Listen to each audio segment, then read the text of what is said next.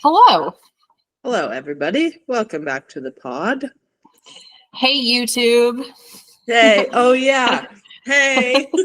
I forgot. I didn't put myself together for you today. So sorry. I forgot about that. I'm literally walking on my treadmill with my treadmill desk. So you get a lovely view of my 1950s ceiling in my basement that's probably full of asbestos and some nice fluorescent lighting. So if you can't keep it real, this isn't the podcast for you to watch if you're not into being real. Welcome to my first day of being 26. When you guys listen to it, that won't be true. But currently, it's my first day of being 26 years old. Oh, to be 26 again.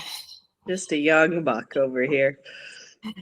Actually, you know what? I say this as somebody who's about literally a week, 6 days away from turning 40.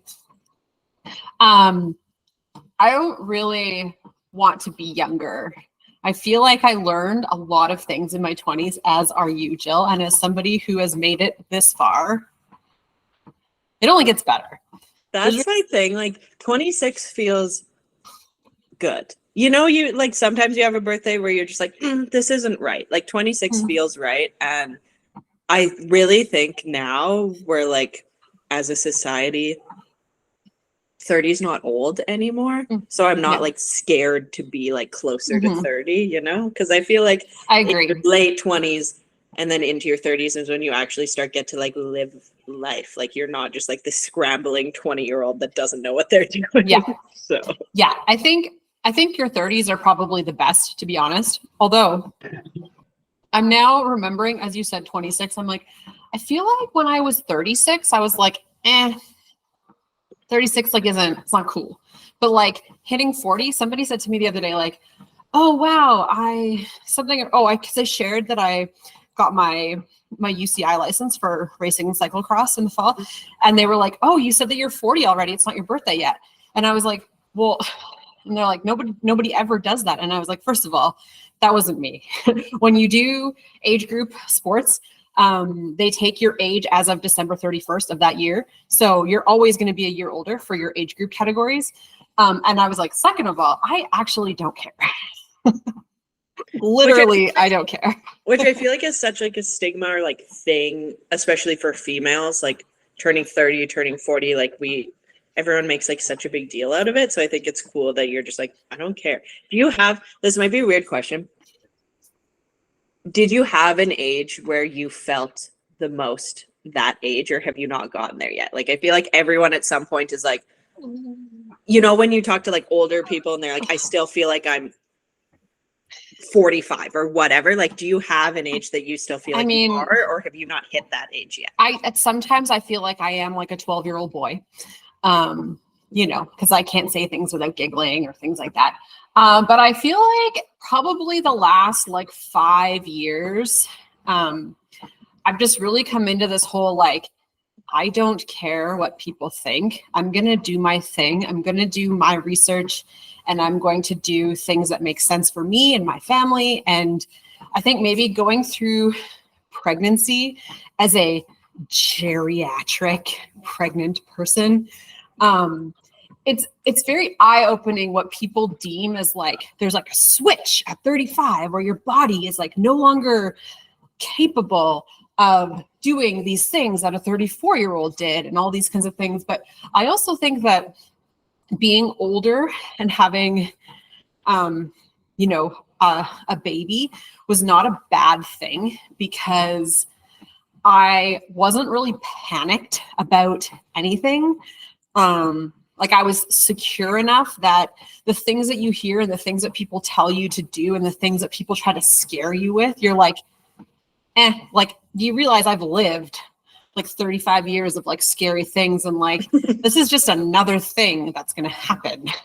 And I'm mature enough to be okay, whatever, and move on. And I know a few of the people that a few of my mom friends are older too. And I think that the trend is going that people are waiting to have kids longer. And I don't know if that's you know, the millennial thing of it took us longer to buy a house because houses aren't under $100,000 anymore. And like, we have this student debt, or, you know, all these things. And or maybe you got married later, or maybe you met your partner later. Maybe it's your second relationship, or, you know, all these things that I feel like it's actually like a good thing to wait. Not that it's a bad thing not to wait, but it can be a really good thing to have like your wits about you when crazy things are happening in your life. Mm-hmm. Yeah. Anyways. I think like I've always felt older than I am. And I think that's also, as you know, I've always been around. I relate better to people who are older. I've always been around older people. Hi, my friend Jess. Hi, this is my friend Jess. But like, even my roommate that I lived with for 2.5 years, like, she's 28. Like, most of my close friends are older than me. So like, turning 26, I know lots of people my age like to be like 20 still, but I feel like as I get older, it fits better for me because I've never really related to people my age anyways. Does that make any sense? Yeah, I think so. I also think that like looking back, like if you don't think you were like cringe when you were 20, like you did it wrong. Like I look back in my 20s and I was like, ooh, cringy. My 30s have been a little bit of cringe, but a little bit less. My late 30s, I'm like, yeah, I don't think I'm that cringy anymore. I'm like, yeah, like if I am, I'm just like, I own it, like whatever. It's just who I am at this point. I'm not changing for anybody at this point. Speaking of that, do you have a win? Do you have a birthday win? I do have a birthday win, and it might sound kind of weird. But I feel like I did a really good job. So as we're recording, my birthday was yesterday, of managing my expectations around my birthday. And this has always been like a really big issue for me because I take birthdays very seriously. I take my own very seriously. I take other people's very seriously. Like, I did a whole rant on TikTok about this yesterday. I just think, why would you not celebrate a birthday? Like, people who are like, yeah, I don't really care about my birthday. I'm like, I can't relate. Like, why would you not use it as an excuse to make the entire day about you? Which might be the Leo in me talking of being like, let me be the center of attention. But I've also set myself up for failure for a lot of my birthdays because I just like have these things that I think should happen, or I feel like certain people should take time to wish me a happy birthday. And then when that didn't happen, it was kind of a day ruiner. So the last couple of years I've like worked really hard to just like manage expectations, but to just also like not care and appreciate the people that do take time out of their day, do what I want to do, but not be sitting here like waiting for certain things to happen. So most years I walk out of my birthday feeling a little bit disappointed. And I mean, granted, last year I was in a relationship for like a year and a half and got the most generic birthday present a girl could ever get when I was doing long distance. So like that didn't help because I was just like, cool, that was -% effort. But this year I just really tried to just be like, do what you want, appreciate the people that do reach out, and just like don't set the expectation. So I walked out of yesterday being like, that was a great day. I appreciate everyone who took time to wish me a happy birthday, and I wasn't like stuck on something that didn't happen. Does that make any sense? Yes, it does. I think that's a very mature way of thinking about celebrations in general, and just managing your expectations. Because I mean, and I don't know if you had like set expectations with said partner at the time, but a lot of times people are like, oh, like they didn't make a big deal out of my birthday. But like, if they honest to goodness knew that you are like a big birthday person, you're like, look, I make a big deal out of my birthday. So, you know, whatever. And maybe your love language is gift receiving, which I know that people are like, oh, that sounds so bad. But like, if that's your love language, that's your love language. And the least that somebody could do who's very close to you, if they're going to be buying you a gift, is be like, do you have a list? Yeah. And like, that's what my mom does. Cause then you're like, I feel like as an adult, especially, like I don't want just random shit for my birthday anymore. I would Yeah. like it to have a purpose in my life. And if you feel like you need to give me something, but you haven't bothered to ask, a gift card goes a long way to somewhere you know that I like to spend money. But yeah, so I do. And I think that part of being mature and being in like any kind of partnership, whether that's a friendship or whatever, is talking to each other about the expectations and being like, hey, like I was kind of thinking for my birthday, go out, you know, you spoil me a little. That's what I like. But I also think that like, if they don't know that about you, like I knew that about you. And being a busy mom that I am, not that it's an excuse, I was like, I shared on my social media a cringy picture of us and was like, my only coworker. That literally warmed my heart and gave me like the biggest chuckle because I was like, oh my God, Jess is my coworker. Yes. Probably longest standing coworker at this point. But yeah, and only. It was, I haven't talked a little bit of shit because it's my podcast, so I can. But yeah, last year for my birthday, it was just like that was the day ruiner. And it was because my partner that I was with, we were doing long distance. He was already gone. And he had many options. Like he knows my roommate, he knows my sister. Like it could have been tackled. And we had been together for like, this was the second birthday he was around for. So it's not a surprise. If you're around me for one birthday, you get the idea of what I like on my birthday pretty quick. And the best he could do was, and this is someone's going to be like, wow, you're so ungrateful, but it's fine. The best he could do was red roses, which there's one flower Jill hates and it's roses. And anyone who's ever bought me flowers knows that, especially red roses. Red roses are like a very bold move. It's just very cliche. I view red roses unless you like them. I view red roses as like I fucked up, here's an apology flower. That's how I view red roses. And a prepaid Visa gift card, which like fine, but if I've been with you for over a year, is that really the best we can do? So and I would think that like enough holidays have come and gone that you probably flowers have been broached at some point, because I feel like every female has their own very individual thoughts on flowers. Like me, I don't like to get them because my cat will eat them, and then my cat will barf somewhere in the house, and then guess who gets to clean it up? Me. So it's really just like giving me vomit.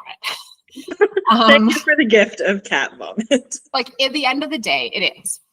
And so I would prefer like coffee, like bring me a coffee from out, or send me a coffee if I'm at work or something, or like, I don't know, like if it has to be a gesture like that, or like pick up treats on the way home or whatever.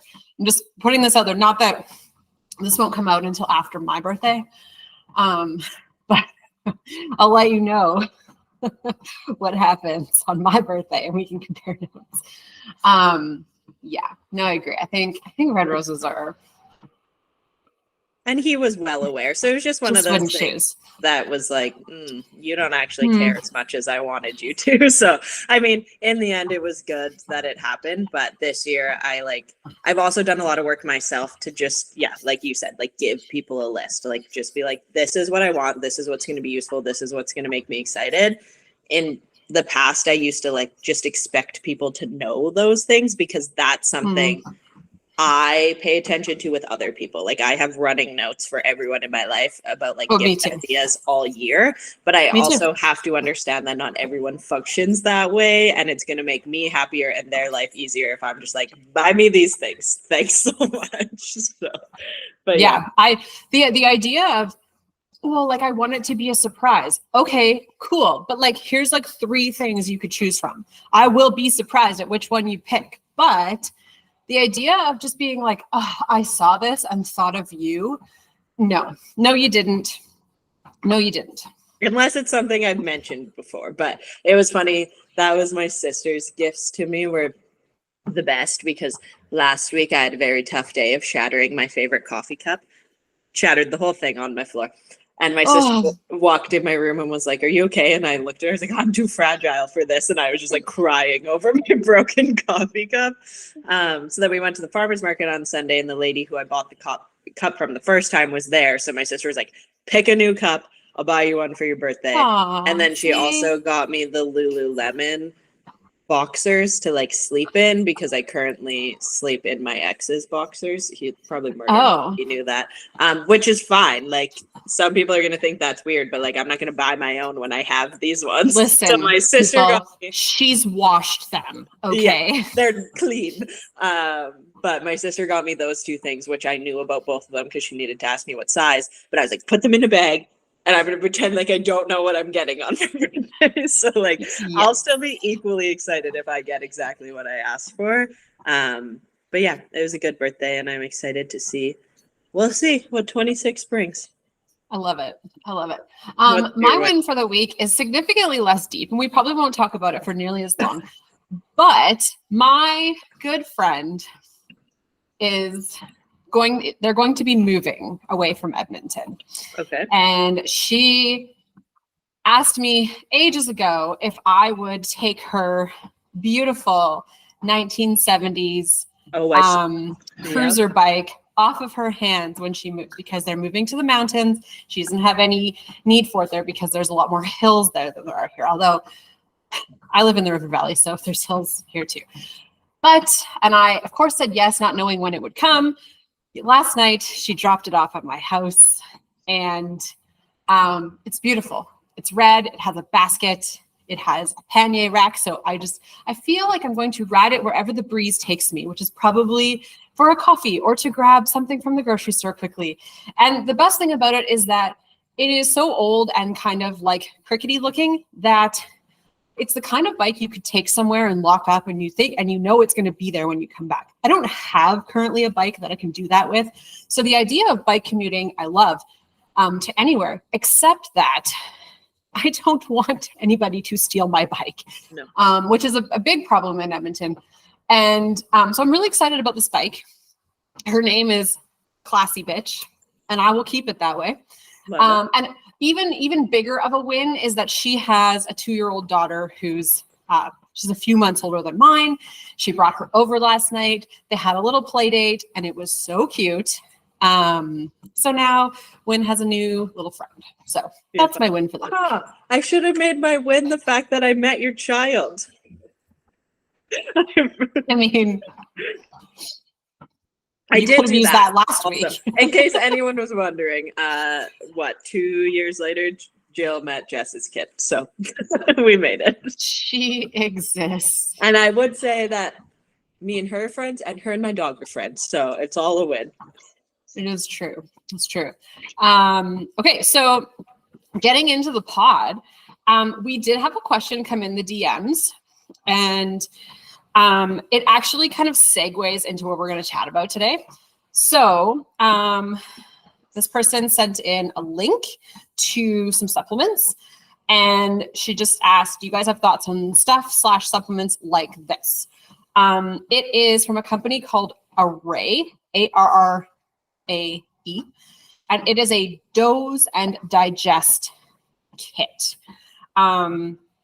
So it claims to promote less bloating and gassiness, prevents nighttime indigestion and acid reflux, supports bowel movements through hormone regulation, improves energy levels throughout the day, encourages uninterrupted sleep for gut repair.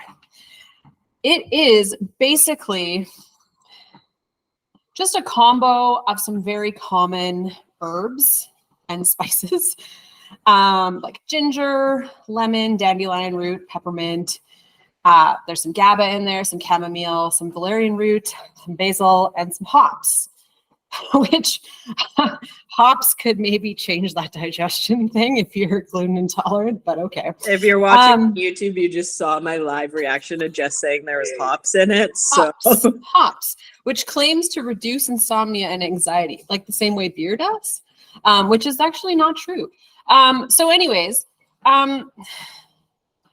I have a question back, and my question back is, why do you think you need this? Because there is a bunch of other things I would want to see before we add a supplement? And I know Jill's your supplement girl. However, do you have a good sleep hygiene routine? Are you getting enough water? Are you, is your cortisol really high? Can we do things to reduce that cortisol naturally? Like, can we add some consistent exercise? Can we add a walk? Can we do all these other things before we add something that claims to fix everything that's broken? And if the answer is no, then I'm going to say it's a big no for me. Mm-hmm. Which I think is probably what Jill's going to say too. But Jill can talk about it based on what supplements are in it, based on what you generally recommend for those types of problems anyways. Yeah. So I agree with everything you said. Like, you need those foundational habits, and we will talk about like what those are later in the pod, but you need in detail. You need those foundational habits. A supplement's not going to fix anything if your day-to-day life is, in the most loving way, a complete disaster. I feel like the last few podcasts I've been kind of like tough love / mean, but like sometimes it's just the truth, and that's the way she goes. But if you don't have routines and you don't have a steady day-to-day life that supports your body in the way you need it, a supplement's not going to change anything. I don't care how many you take. I don't care how often you take it. You need those habits in place. My biggest red flag about the supplement right off the bat, I really have a lot of thoughts and feelings about anything that is marketed specifically for women.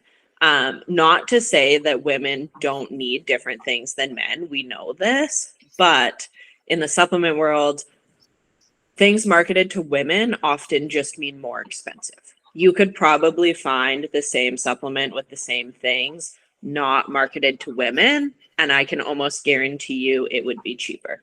It's the same when you see like a woman's multivitamin or things like that. It's probably not that much different than their regular multivitamin, but they've added $5-10 extra to it because they're now marketing to women. I just decided to go back and look at this again from a price point perspective. So we'll ignore the subscribe and save thing because you're not going to do that right off the bat. You're just going to order it one time and see if you like it. $122 for 60 bloat capsules and 60 sleep capsules. That's $1 a pill. And you have to take 2 a day of each. So you only get a 30-day supply. So that's one, expensive. And two, so that's actually, you're going to be paying $244 a month. Well, I think the 122 is for both of them, but you need 2 a day. So you're going to need 4. Yeah. So you need 2 of each. No, so 1 of each. 2 of each. You need 2 of each. So 60 capsules will last you a month. Okay. Okay, never mind. I did. Does that make sense? Yeah, I'm good. 60 I'm good. Back on 60 capsules will last you a month. So you're paying $122 a month for both of these supplements.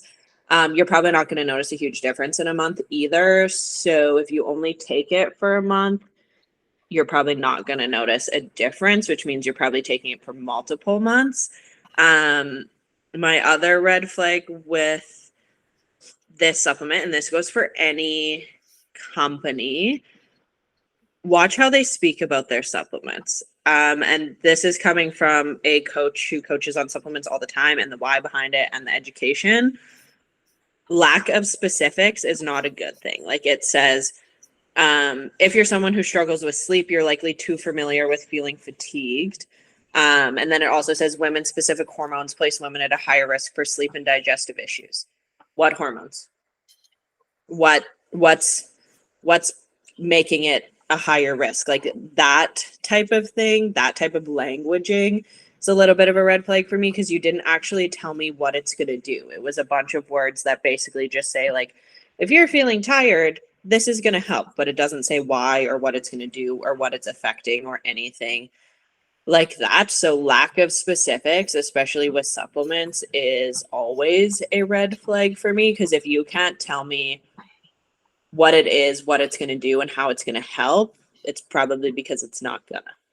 And the other thing that I'm noticing is, and I hate when people say this, is like, we believe in clean ingredients, which implies that there are ingredients that are dirty. which doesn't make any sense. The other thing that I noticed is when I clicked on the ingredients, sure, it says what each one is. It doesn't actually say, let me just make sure.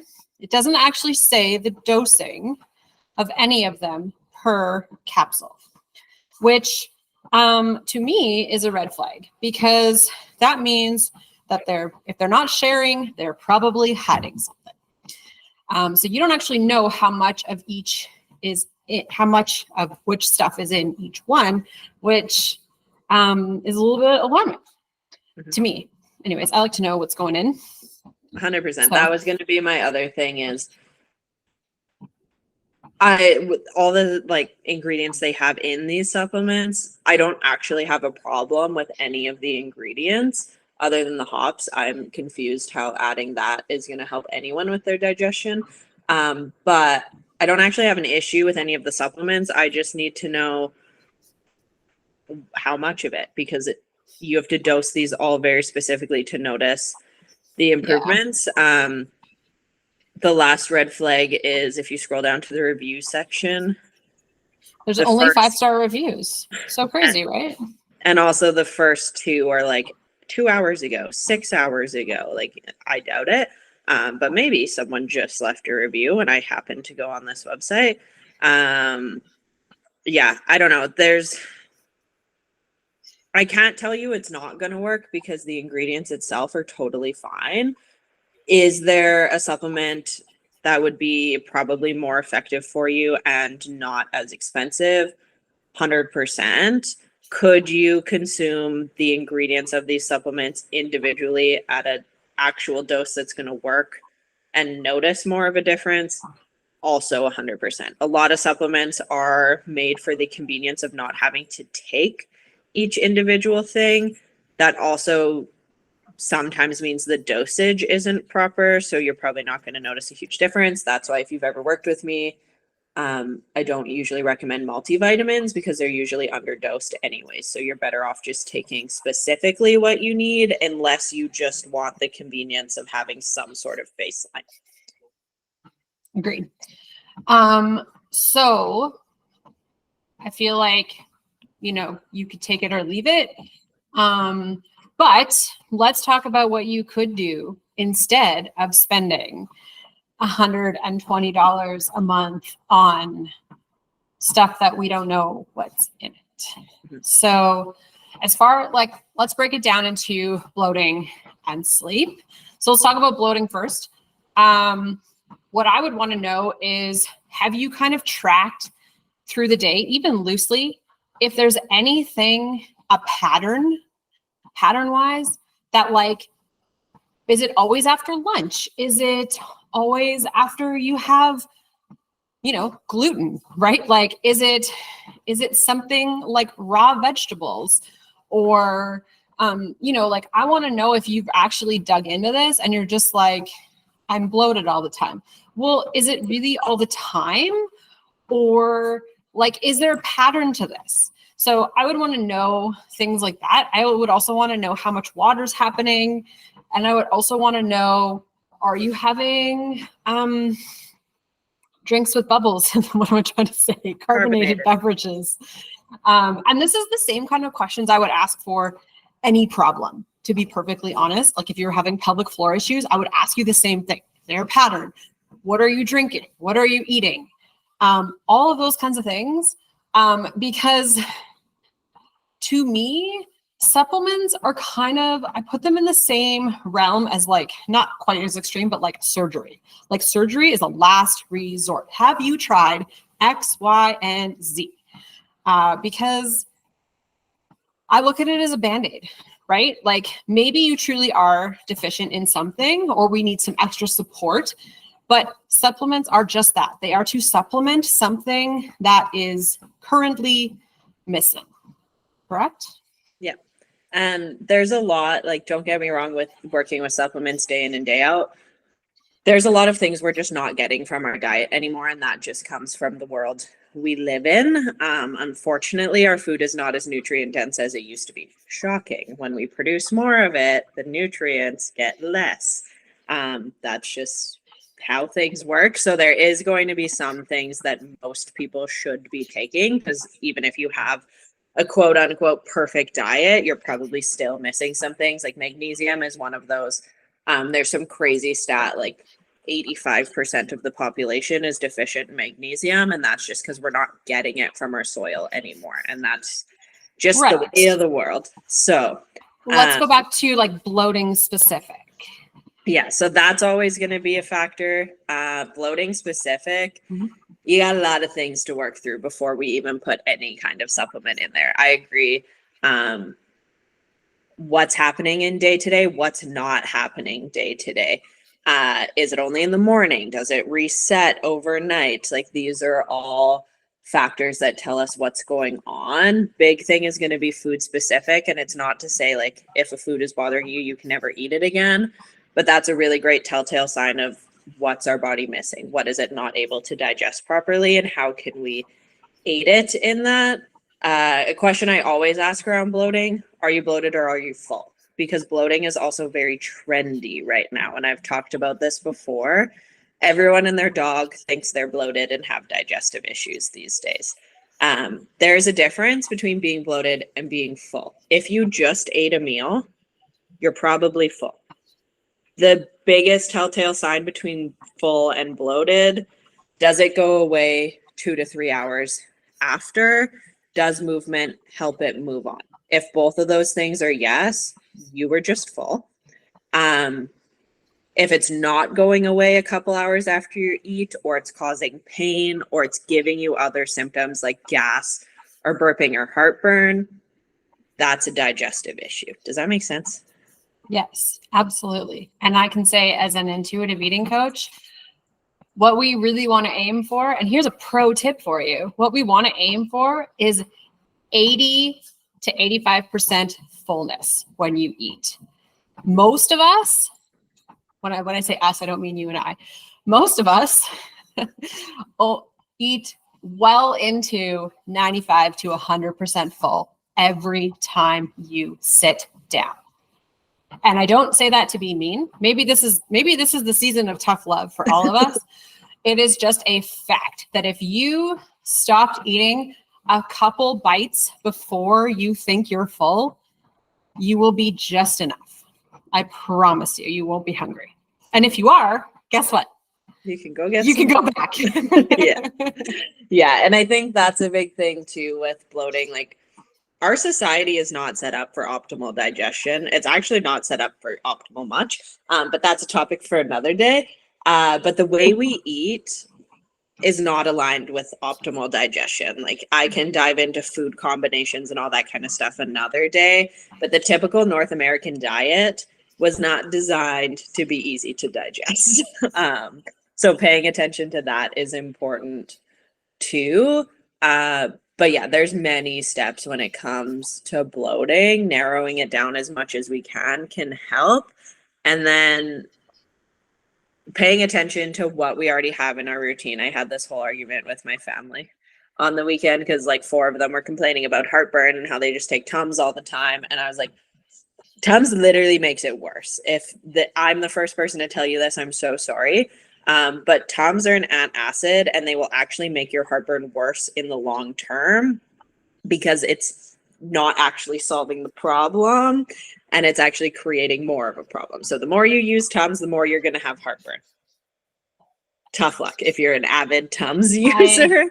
I can say that the only time I've ever used it and legitimately had heartburn was when I was pregnant, and my stomach was literally running out of space in my abdomen, which it was just like a space issue or storage issue, right? It was just pushing everything back up because there was nowhere else to go.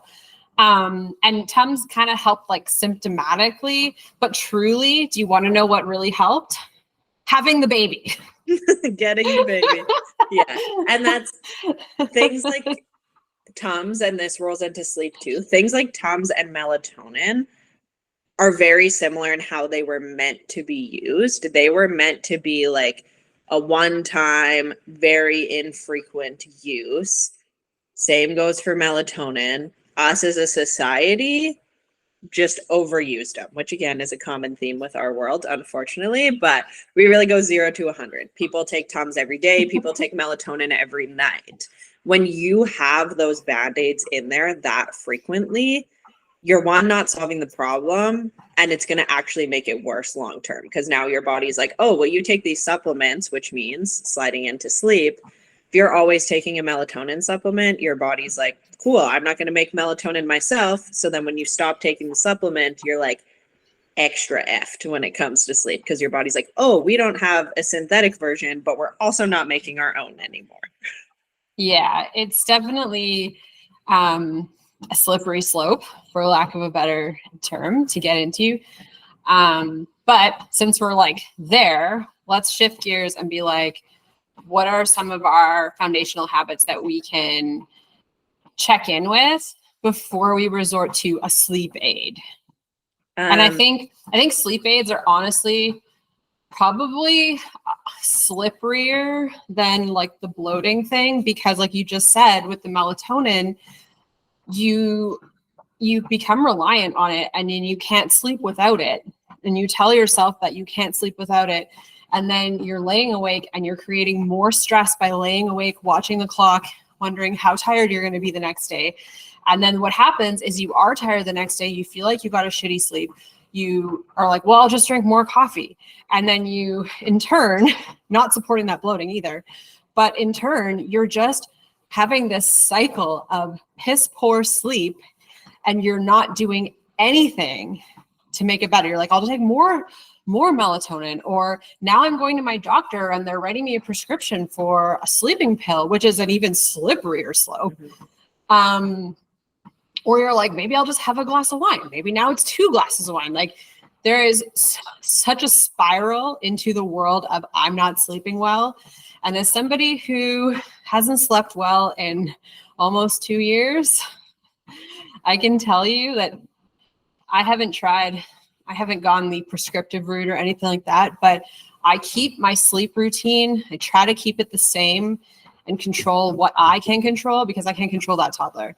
Yeah. But that's the first question I ask moms about their sleep when they say they don't sleep well. I'm like, is it a you problem or a toddler problem? Because it's not a me problem. I can help if it's, this is a spiel I have to give to every client. I can help if it's a you problem. I can help a little bit. There is like some supplements that little humans can take. But oh my God, hit me up. No kidding. I cannot control your toddler. Like, there's infant and toddler versions of like vitamin D and magnesium. You can give it to your toddler, but I also can't control your toddler. Maybe we should start. Yeah, you know what? We haven't been really diligent with the vitamin D supplement for her lately, and I feel like maybe adding that in is a good place to start. Yeah. Again, just because it's starting to we're not getting as much from the sun anymore. But take it in at night. Maybe she'll KO all night and you'll have a beautiful sleep. What I really need to do, and I don't know if I've talked about this on the podcast before, I think I have, but like what I really need to do is, there's been times when she has had kind of a big crash during the day. Not so much that she's been truly injured, but bonked her head really good, and then she sleeps all night. The emotional exhaustion. We could just do that. And if you don't think I'm joking, good Lord. But correlation is something that's important. Just it works. Anyways, also the other thing, what also doesn't help moms with sleep is suggesting things like sleep training or cry it out or things that we're not interested in.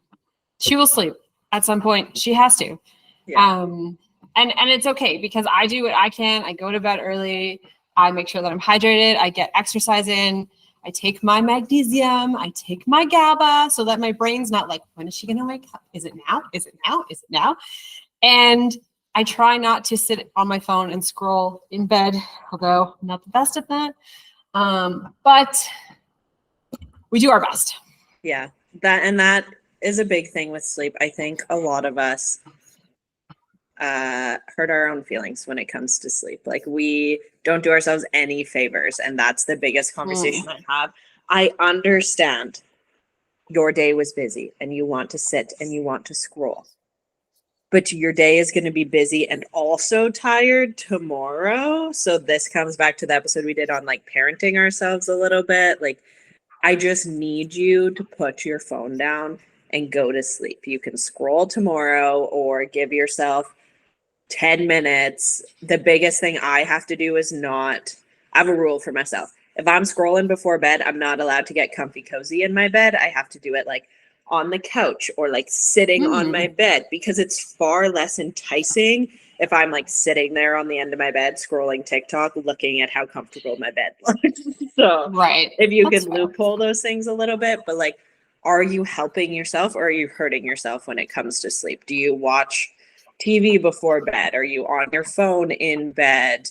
Are you not taking your vitamin D and magnesium? Like, there's a lot of things. If those aren't happening, a supplement wouldn't be my first choice. And bedtime routines can be hard. And I think especially as adults, or if you have toddlers and then your bedtime routine kind of loses because you're dealing with children, we have to rebuild those routines and those need to be in place. And the biggest part of a bedtime routine is the mental side of it. I shower before bed every night. As soon as I get in that shower, it cues my brain to like, hey, we're going to go to bed within the next hour or so. Start thinking that way. If you don't have a bedtime routine and you are running through your day and then you get into bed and expect your brain to be able to just like turn off and go to sleep, you got to give it a little bit of that buffer of like, hey, we're slowing down, we're getting ready for bed, do And your job.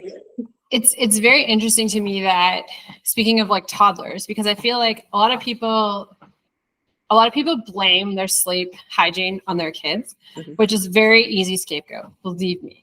Because you only get that little window after they've gone to bed before you have to go to bed, and you're trying to do all these things and you're just uppity. But here's the thing, you probably have a bedtime routine for your kid. They know that it's snack, glass of milk, brush your teeth, like PJs if they're not on already, or bath, whatever happens in those things, like nighttime diaper, we read stories. When we're done stories, we say goodnight to the cat and the dog and whatever else she decides is inanimate object is going to be said goodnight to. And then she gets to pick a stuffed animal to go into her crib, and then it's lights out, goodnight. But like, you could do all that. Like, it's probably like a 10-step routine that your 2-year-old gets, and they go right to sleep without rocking or, any kind of craziness. Why can't you do it for yourself? Give yourself like 3 things. And I'm big on routines need to be simple and things you can do anywhere. Like my morning routine, I can do whether I'm at home or in Mexico. Doesn't matter. It's happening. Same thing with my bedtime routine. Like, make it short, sweet, simple. Make it whatever. Make it 2 hours long if you have 2 hours for a bedtime routine. Do whatever makes you happy, but keep it consistent. Keep it things that you can do all the time. Give yourself 2 or 3 things that kind of start to cue yourself. Dim your lights, light a candle, like just treat yourself the same way you would a friend or your kid or whatever. But we can't expect our brains to go from focusing all day to like, okay, go to sleep right now when I gave you no heads up. This is what we're doing. Yeah. 100%. And I agree. Like, I don't have like a 10-step routine for myself for that. But like what it could be, like, put your pajamas on, wash your face, do your skincare routine, like fill up your water bottle, take your supplements, and then like read for 15 minutes or whatever it is.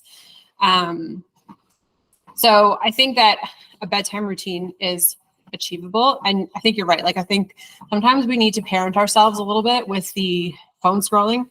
I know I do, which is why my phone, it goes into do not disturb mode at like a certain time. So then I have to really try to like open it up and like do something. And I'm like, should I really be doing this? Probably not. So that's not to say that I don't just blindly, like, I pick up my phone and I'm like, oh yeah, I'm not supposed to be doing this. And then I put it back down. Like, that's how it ends, right? You but need you a do little have to bit- kind of put on the big girl pants and be like, listen, this is not helping your lack of sleep. And then you're going to wake up in the morning and you're going to blame it on your toddler, who biologically is not necessarily wired to sleep through the night yet. They're biologically wired to need you still. And yes, that frustrates me too. However, there will be a time when all that ends, and then we can all sleep. And it'll be good. And I think the same way we remove barriers to do the things, and if you haven't read Atomic Habits, they talk about this in the book too. The same way we try to remove barriers to do the things we want to do, like eat healthy, go to the gym, blah, blah, blah, blah, blah. You can create barriers for yourself to stop yourself from doing the things you don't want to be doing. Me sitting on my bed and scrolling is a barrier to make that less desirable. You want to make the habits, the healthy habits, more desirable, the unhealthy habits less desirable. You get to decide how to do that. Plug your phone in outside of the room if you don't use it as an alarm clock. Make it less comfortable for you to scroll. Have some like barriers and rules around that and see how much less desirable. My scrolling on my phone is far less fun when I'm sitting here on the couch thinking about getting into bed than it is if I'm like curled up in a burrito in my bed scrolling. Agreed for sure. Yeah, I think that pretty much covers it. I feel like big takeaways is like, before you commit to, first of all, if you're going to commit to a supplement, know what you're getting, and have it like, whether it's prescribed by somebody like Jill, I don't know I if actually you can can't say prescribe.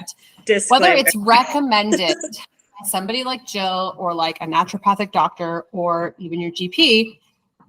Make sure that you're getting appropriate dosages of what it is exactly you need. And before you do that, have you tried everything else? Have you taken an honest look? I will say the things I do like about the sleep supplement, coming back to this specific supplement that we were sent, I do love that it has some GABA in it to help chill out your brain. It doesn't have a lot though. Like 100 is probably not going to do anything for anyone. I would say most people take 200 to 500. Oh, hi Nola. But I do love that it has some GABA in it. And I also I love chamomile as a chilling you out, but you can drink that as a tea instead, and it's probably going to be more effective. Exactly. So, know what you're taking. Have you ruled out all of the other things? Do you have the things in order? And what does the rest of your day look like? I feel like if you have done all those things and you're still stuck, that's when we talk to professionals like Jill, naturopathic doctors, people who know supplements, and people who are also, here's the thing. If you haven't done a deep dive into your day, your routines, your nutrition, all those things, they're going to ask you to do that. And if they don't, red flag segment? Yeah. If they don't ask for those things, that's probably not who you should be talking to. No, and the other thing is, know any client who's worked with me gets 2 PDFs of paperwork, and they're always like, that was a lot of questions. And I felt like I answered the same question multiple times. And I'm like, yeah, because then you actually have to think about how you're answering it. And also I need to know all these things, because if I just throw a supplement plan at you without knowing anything, I'm not doing my job. It's very irresponsible as a practitioner or provider of any kind to not do the background work. And the other thing is if you're having let's say we were having a one-on-one call and I was like, Jill, this is my problem. Help me. I need supplements. And you ask me those questions and I haven't done that yet. You're going to be like, go do that. Yeah. Before we talk about anything else. So if you do it yourself, you might come to the solution on your own. And B, by listening to a few of our podcast episodes, we may have already given you the answers. 100%. Help us help you. Yeah. And it's just we have to get real with ourselves sometimes about what we're doing, or maybe most of the time what we're not doing. And we just have to have those honest conversations. And it's the same thing if you're working with a coach. You need to be able to be yeah, I have a shitty bedtime routine, and just be open and honest about that. Because if you're sitting here being no, I have a perfect bedtime routine, but you actually don't, we're never going to get you to where you want to be anyways. Aside from answering the questions, if you don't answer those questions truthfully, we're not going to get very far. And we're not here to shame you or make you feel bad about what you're doing or not doing. It's literally just information so that we can do our jobs better. Yeah. That open communication is a big thing with you and your clients, me and my clients, because if you're lying to me, nothing's going to work anyways. So then we're both just screwed over here, because I'm like, oh, she's nailing her bedtime routine. Meanwhile, you're scrolling on TikTok for 2.5 hours past your bedtime. So Yeah. those things are important. Couple of shameless plugs if you did make it this far in the podcast. I do have my Happy Hormones course restarting. It'll be pretty close to the start date when this podcast comes out. I actually have to push it a week. So if you saw it on Instagram, it was supposed to start September 13th. It'll actually be starting September 20th. So just a week later. And that is my course to help you build your foundational habits. So we go through sleep, digestion, and energy in a 6-week group coaching course. The calls are 90 minutes once a week, and then you get sent home with the information and some like habit to-dos throughout the week. And then the next week we tackle a new topic. So if you are listening to this being like, I have no foundational habits and I don't know what I'm doing, Happy Hormones is the place to start, because it will make sure your sleep, your digestion, and your energy are where we want them to be. So like Jess said, then if there's future problems, we know that we already have a really great baseline and we can deal with it from there. So you'll probably have like a week or so to sign up when this podcast comes out. So if you have questions, let me know. But yeah, that's the place to start if you need some good foundational habits. Cool. Good plug. Yeah, I think that's pretty much it. We will wrap it up here. If you are not already following us over on the tube, we will post the link in the show notes if you would like to watch us instead of listen to us. Although that doesn't really make sense, because if you've already listened to this episode, I don't know why you would watch it again. Maybe you're just obsessed with us.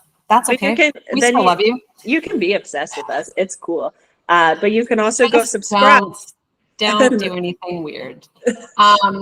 Like, comment, subscribe. It always helps when you guys like or share or leave a review. If you haven't left a review, go over to wherever you listen to your podcast, whether it's Spotify or Apple Pods, leave us a review. Even if you just click the stars, you don't have to write anything, but stars help boost us to tops of charts, and they help us get noticed when people search podcasts.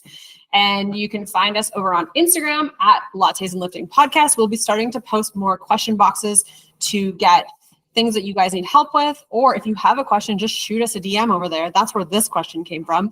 And we made a whole dang podcast about it.